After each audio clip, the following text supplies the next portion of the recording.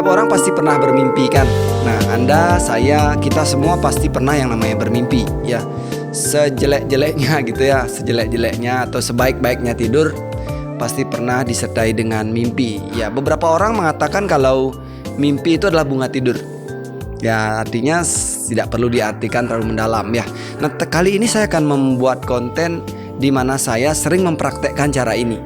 Nah, jadi ketika saya bermimpi begitu dan disertai lonjakan emosi ya, bisa saja saat mimpi saya menjadi sedih, marah, takut ya. Nah, biasanya kalau itu saya sempat sadar, baru bangun gitu ya, tiba-tiba saya teringat dan emosi mimpi saya terbawa, maka saya akan mensegerakan menterapi diri saya. Artinya begini, kalau orang di hipnoterapi gitu ya, itu kan secara sengaja diajak dibawa begitu ke emosi tertentu dalam momen tertentu begitu. Kalau misalnya dia trauma, ada ketakutan atau kebencian begitu terhadap suatu orang atau suatu momen keadaan gitu ya. Nah, kalau mimpi itu kita tidak secara sengaja. Jadi ada mimpi lewat, emosi kita terpanggil, entah waktu itu kita memang tidur dengan rasa takut yang tidak kita sadari, maka saat itu juga saya akan tidak langsung bangun.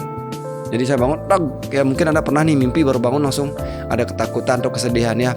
Beberapa saat kemudian kalau Anda bangun, memori itu hilang, emosinya juga hilang. Nah, sebenarnya di bawah sadar itu masih mengendap.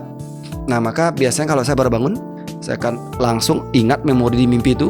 Kadang-kadang kan isi mimpi itu nggak sesuai dengan momen kejadian yang kita alami. Dia seperti membuat alur cerita begitu, tetapi untuk memanggil perasaan yang ada di sini. Maka saya akan langsung mengingat momen mimpi itu dulu sambil merasakan emosinya begitu ya. Kemudian pelan-pelan jika saya bisa, saya akan geser momen itu ke momen yang serupa. Maksudnya dengan momen yang memberi emosi yang serupa.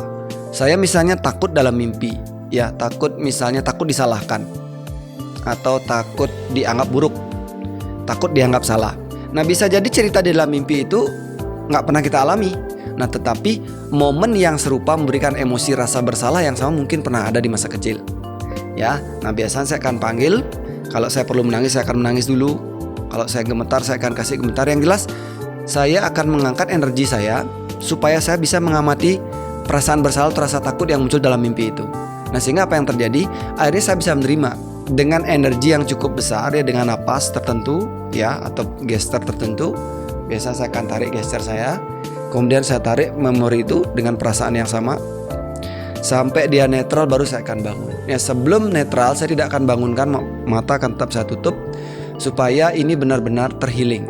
Nah, artinya barangkali ada momen perasaan takut disalahkan dulu waktu kecil, yang itu akan mengubah karakter kita saat ini atau membentuk karakter kita, mengubah cara kita berpikir, membentuk cara kita bersikap terhadap keadaan, yang mungkin membuat kita akhirnya jadi takut untuk berbuat sesuatu karena takut salah, takut mencoba hal baru karena takut salah. Nah, dengan di healing ini diharapkan barangkali terkikis perasaan-perasaan takut untuk salah, sehingga akhirnya kita mengalami suatu kenyamanan atau perubahan baik dalam emosional ataupun dalam perilaku kita. Ya, apapun mimpi Anda coba diperhatikan. Sekali lagi, apalagi yang mengandung emosi. Ya, jika Anda mau bercerita tentang pengalaman mimpi, silakan cerita di kolom komentar, kita bahas nanti. Sampai jumpa di video selanjutnya.